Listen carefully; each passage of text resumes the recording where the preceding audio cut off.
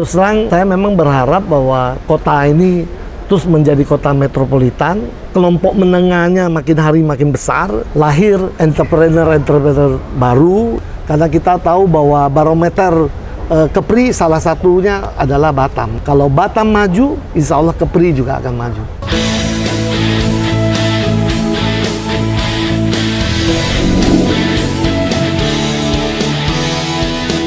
Almarhumah ibu saya melihat ketika Pak Sabtono menjadi wakil bupati, kemudian running untuk pencalonan bupati, hiruk pikuk itu ternyata merusak silaturahmi.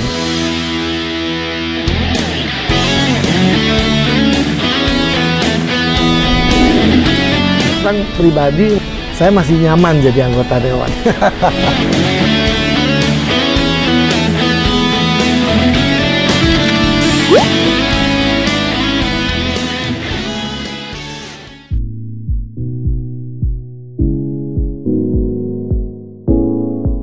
Saudara, sore ini tamu saya adalah seorang pebisnis, juga seorang yang sangat aktif berorganisasi dan 5 periode menjadi anggota DPRD Batam dan Kepulauan Riau. Dan beliau memiliki sebuah kafe yang dikenal di Batam, De Patros. Nah, inilah Pak Asmin Patros. Ni hao ma, Pak Asmin. Hao,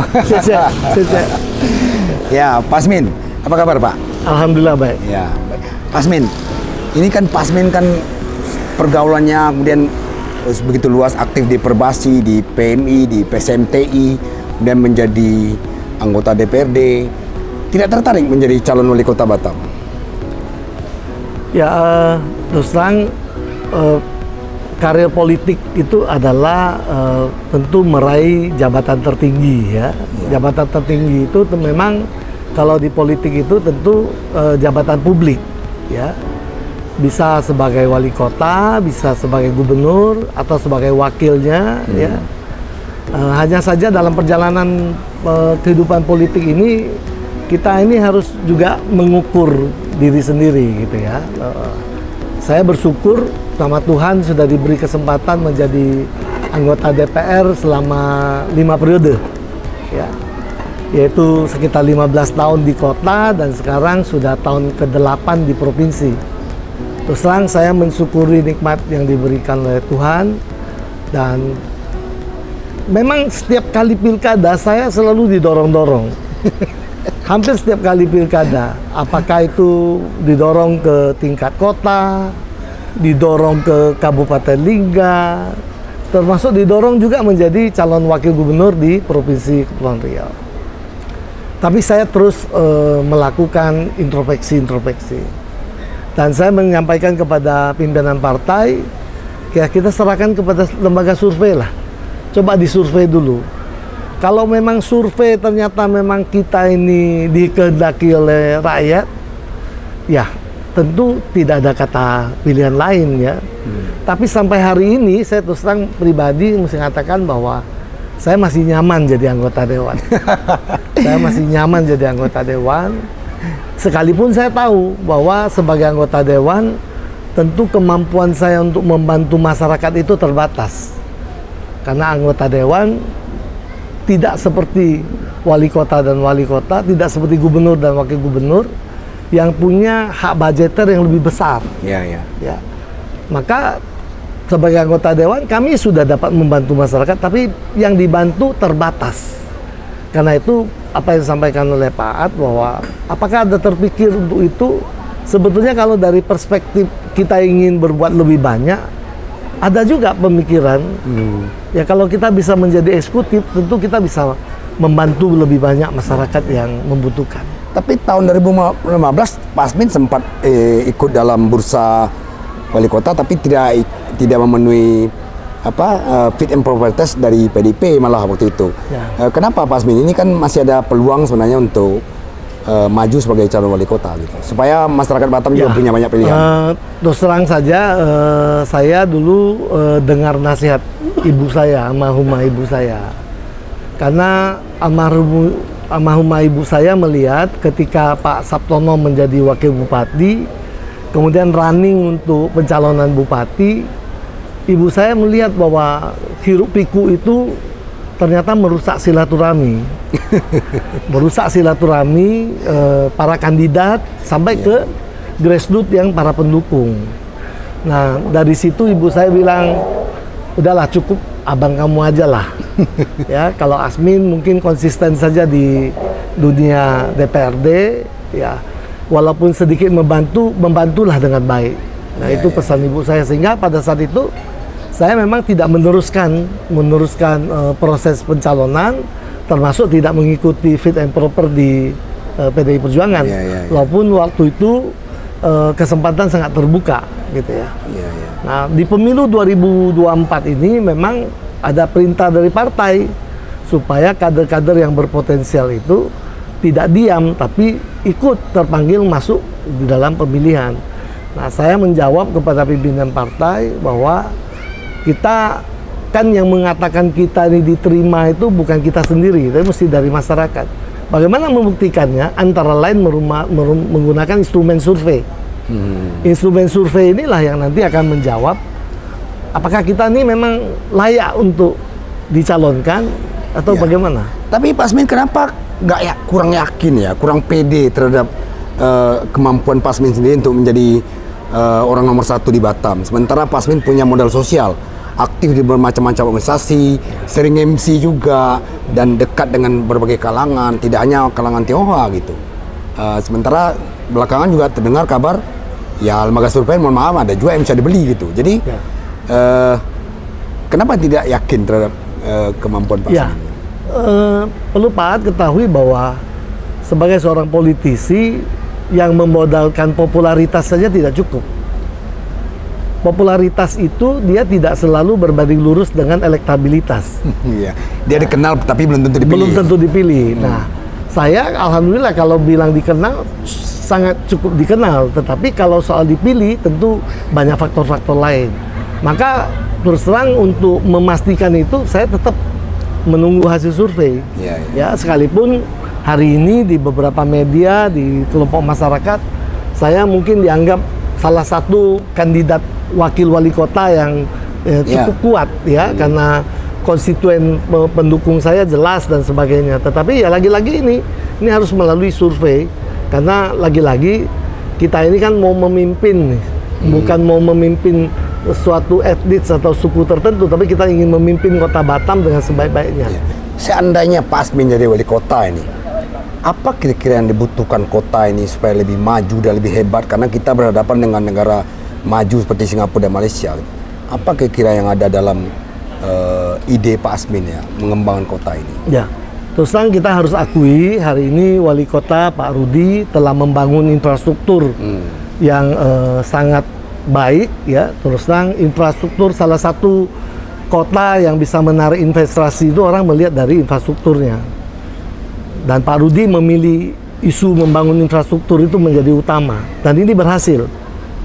Nah, terus terang setelah infrastruktur berhasil dibangun, kan tentu selain arus investasi yang masuk, juga perlu ada penguatan-penguatan lokal. Nah, saya melihat bahwa kita masih belum maksimal dalam mendorong sektor UMKM ya di Batam yang untuk masuk lagi, tidak lagi ke segmen menengah ke bawah, tapi semakin masuk ke menengah ke atas. Jadi terus terang saya memang berharap bahwa kota ini terus menjadi kota metropolitan, kelompok menengahnya makin hari makin besar ya. Tapi tentu untuk menjadi besar ini kan dia mesti berproses gitu. Nah, oleh karenanya saya memang berharap bahwa lahir entrepreneur baru ya, seperti Pak At udah tahu bahwa beberapa CEO di Batam sudah mulai mengkader anak-anaknya, dan saya memang melihat anak-anak ini jauh lebih agresif di Pak At dibandingkan dengan orang-orang tuanya.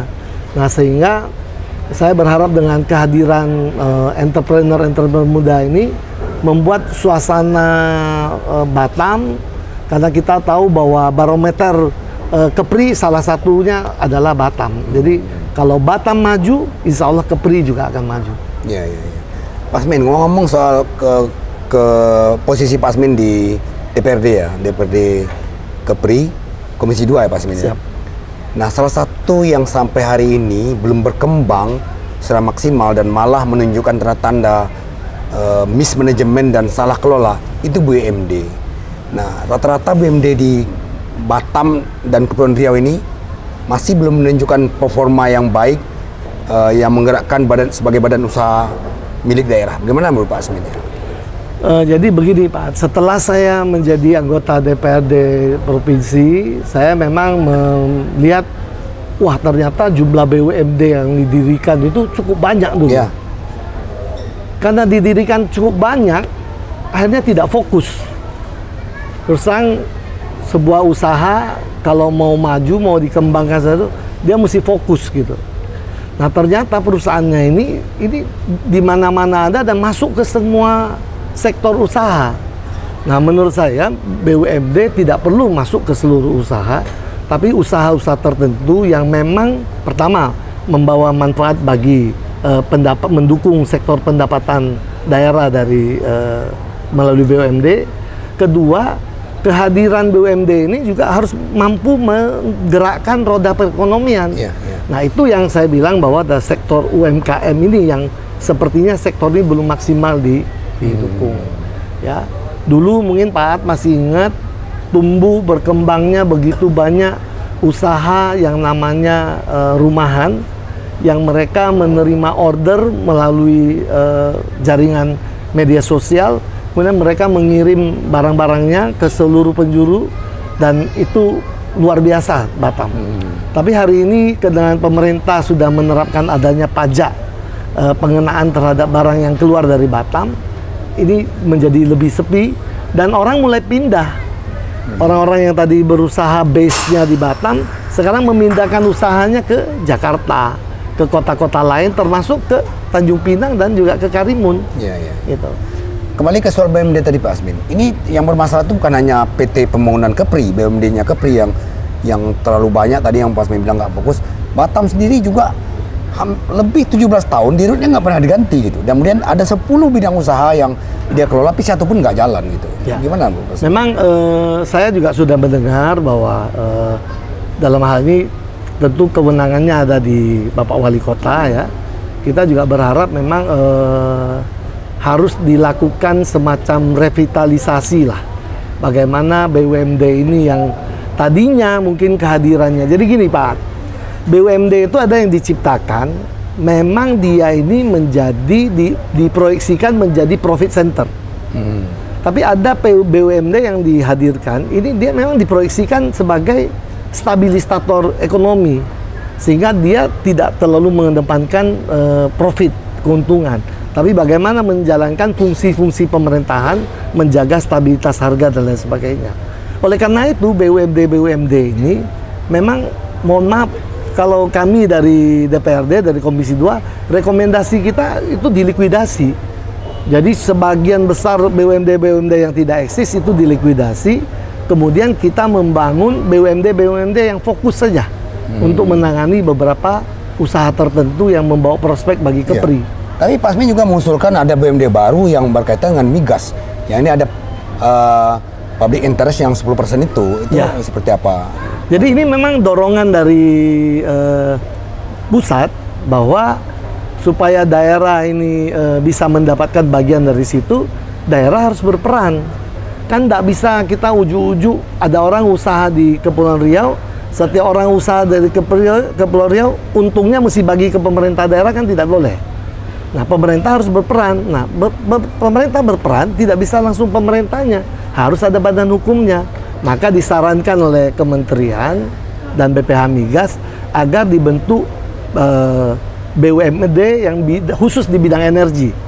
Sehingga dengan demikian nanti BUMD ini akan bermitra dengan pihak tertentu untuk mengelola beberapa potensi energi di Kepulauan Riau. Tapi ada satu BUMD yang luar biasa Pak Asmin. Tahun lalu dia membukukan keuntungan itu untuk dividennya 106 miliar. Itu Bank Riau Kepri yang sekarang menjadi Bank Syariah. Tapi sayangnya itu sahamnya Kepulauan Riau itu sangat kecil dibandingkan Riau Daratan. Itu seperti apa? Kenapa pemerintah tidak fokus ke situ saja pada membuang-buang uang untuk membuat BUMD yang tidak jelas hasilnya? Terus terang begini Pak. Pak Gubernur,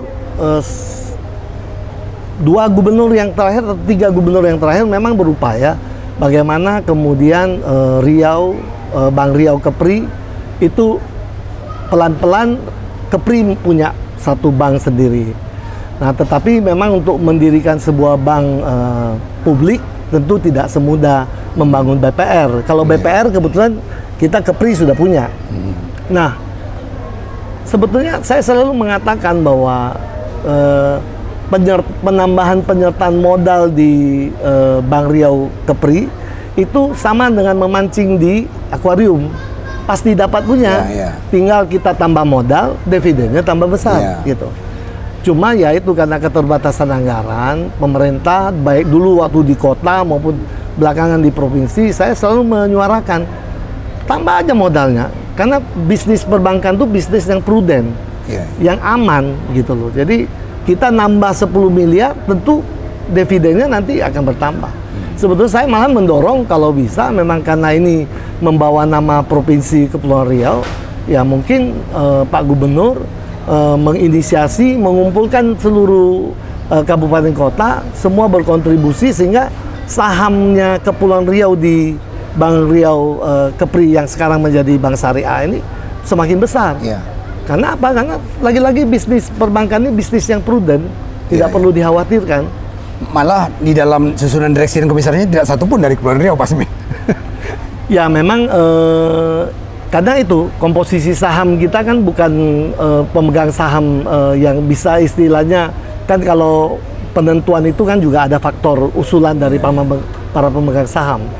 Dan Kepri karena mungkin sahamnya, saya kalau tidak salah malah mungkin Batam relatif lebih tinggi sahamnya dibandingkan paling tinggi dengan Batam untuk Kepulauan Riau. Batam waktu itu, karena waktu saya di DPRD Kota Batam saya terus mendorong menambah modal terus di Bank Riau Kepri. Menurut Pak Asmin, kira-kira kalau seandainya ini kan sebelumnya kan pengelolaan air bersih yang juga cukup menguntungkan dikelola oleh ATB, begitu berakhir konsensi sekarang ditangani oleh Moya, bisa nggak, mungkin nggak itu dikelola oleh BUMD gitu? Terus terang orang udah punya trauma dengan BUMD. Jadi kalau berbicara air bersih, masyarakat sudah skeptis kalau itu dikelola oleh perusahaan daerah PDAM semacam itu ya.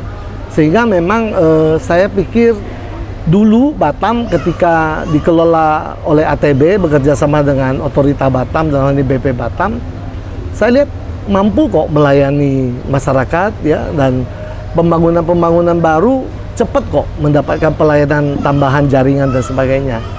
Saya tidak mengerti kalau sekarang ini kok sepertinya jadi agak sedikit bersusah gitu ya. Nah ini barangkali memang sekali lagi karena kami DPRD provinsi, kami memang tidak bisa masuk terlalu jauh sana, tetapi kami tetap beranggapan bahwa air adalah pelayanan dasar. Pemerintah harus hadir di situ. Apapun alasannya, pemerintah harus memastikan bahwa yang namanya air dan listrik itu tetap bisa diakses secara mudah oleh masyarakat. Ya, soal tarif tentu kita bisa bicara ya. Kalau ada orang mengatakan bahwa kalau produknya baik dan kepastian jaminan pelayanannya baik, kalau harganya beda dikit orang tentu tidak akan istilahnya keberatan dan sebagainya. Tetapi lagi-lagi saya melihat hiruk pikuk beberapa bulan terakhir ini tidak menyelesaikan permasalahan, ya, karena pelayanan air bersih itu tidak bisa nunggu. Pelayanan air bersih itu salah satu juga yang menjadi faktor untuk menarik investasi.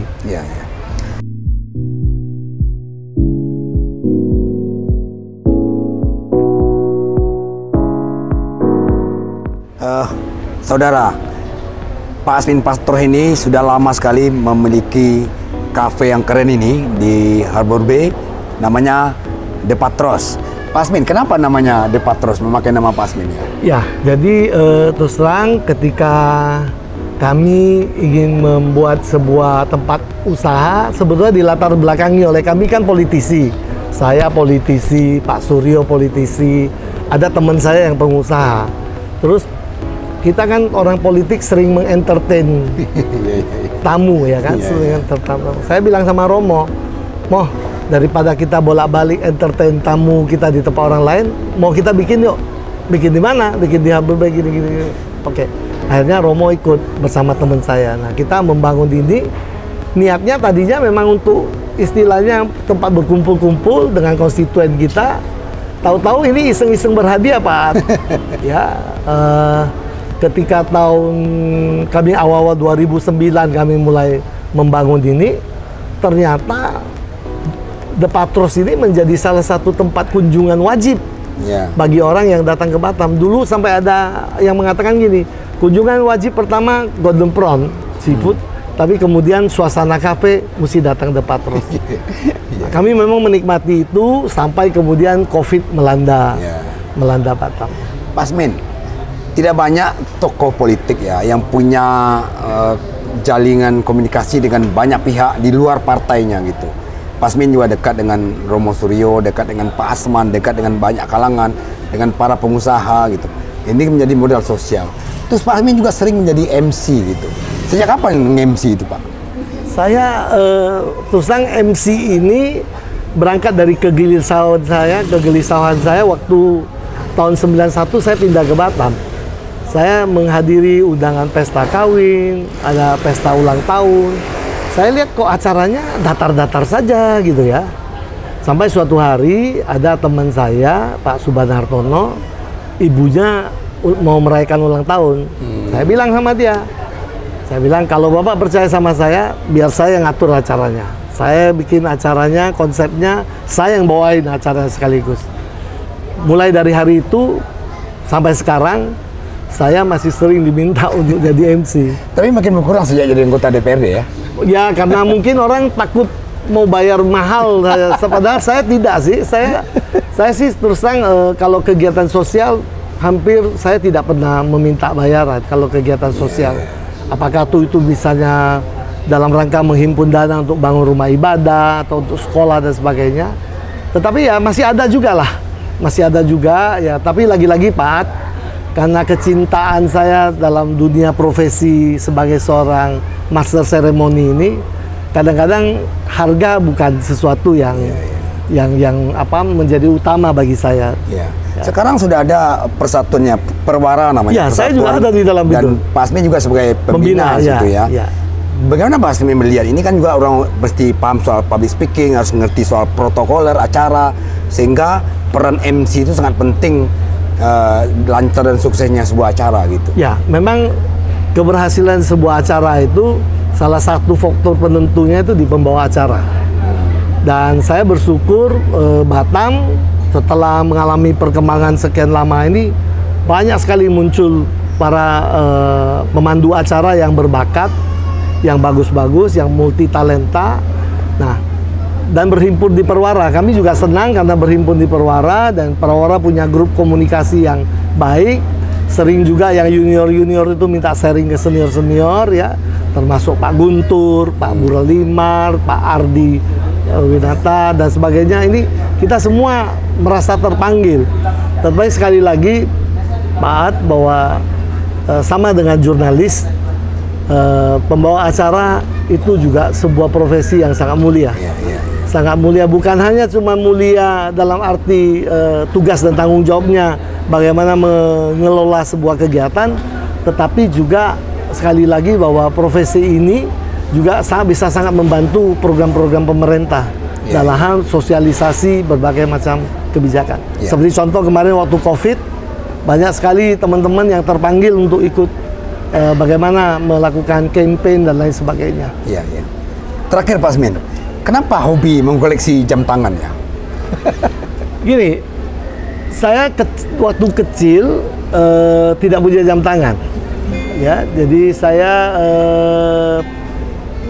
dulu tidak ada handphone. Satu-satunya penunjuk waktu adalah saya cuma bisa bedakan pagi, siang, sore, dan malam.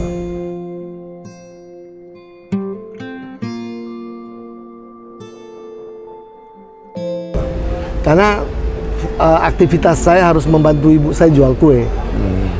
Saya hanya melihat jam ketika saya ada di tempat-tempat tertentu, di rumah, tempat saya jualan dan sebagainya, sehingga saya karena tidak punya jam. Nah, dari kecil saya punya obsesi. Kalau besok saya sudah bisa kerja, saya punya uang, saya mau beli jam. Dan saya bersyukur ketika saya bekerja di Bandung, pertama kali saya bisa membeli jam tangan.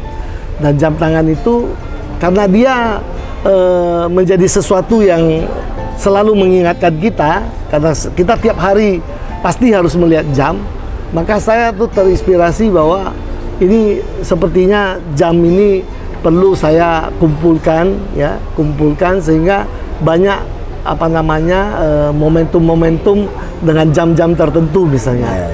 Misalnya saya hadir di sebuah event, saya coba mencari jam sehingga saya ingat, oh ini jam ini waktu itu saya peroleh dari sini. Ya, koleksi jam ini bukan soal harga, Pak, soal keunikan. Jadi berapa banyak koleksi sekarang, Pak? Sekarang udah lebih dari 100, Pak. Sekarang sudah lebih dari 100, ya, tetapi jamnya bukan jam mahal, bukan soal dari harga, tapi dari keunikan. Dari keunikan bentuk, keunikan negara asalnya dan sebagainya. Hampir setiap kota yang saya kunjungi, terutama di negara-negara asing, saya selalu berusaha mendapatkan jam produk lokal di situ untuk sebagai souvenir saya. Jadi kalau sekarang orang melihat jam itu di handphone, Pak Pasmin masih tetap di jam tangan ya?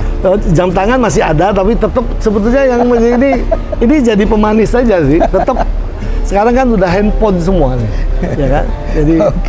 Jadi sekali lagi jangan sampai ada keliru menafsirkan. Saya bukan koleksi jam-jam mahal, tapi saya koleksi jam-jam unik.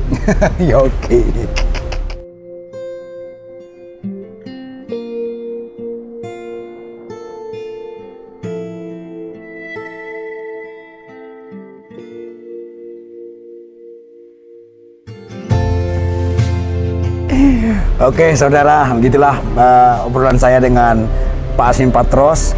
Sangat menarik, beliau sangat komunikatif dan kita tidak tahu ke depan beliau akan menjadi apa. Apakah masih tetap di DPRD atau menjadi pimpinan tertinggi di Kota Batam. Sampai ketemu lagi di Socrates Talk. Terima kasih Pak Pasmin. Thank you.